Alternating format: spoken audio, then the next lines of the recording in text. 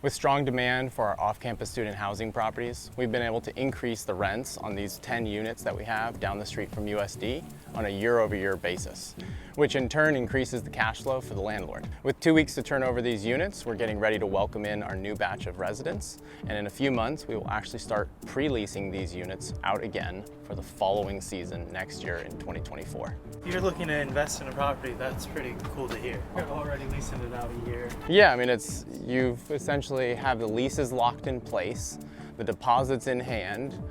It's the most secure rental investment property that you could find, because you don't need to worry about, oh, when the tenants leave, if they leave, am I going to be able to rent it? What price am I going to be able to rent it out at? You've already got that locked in almost a year in advance. But how do you trust an 18-year-old student to pay rent? So the way in which we're secured here is that all of these students have parental guarantors. The guarantors are the ones who are really on the hook, as well as the student.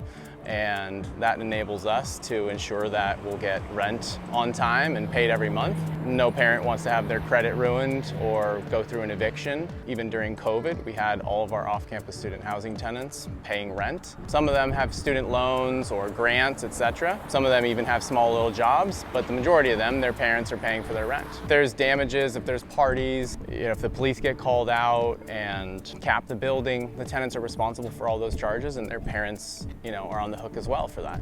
So that keeps them in line. That ensures that the landlord is getting his cash flow on a monthly basis. It's a pretty good process we've got set up.